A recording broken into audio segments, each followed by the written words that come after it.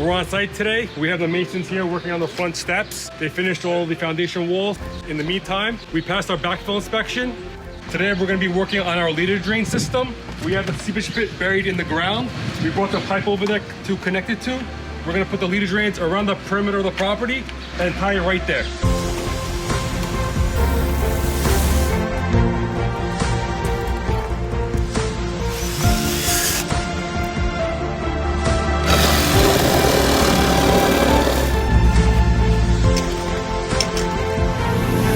Plenty of fish. That's good.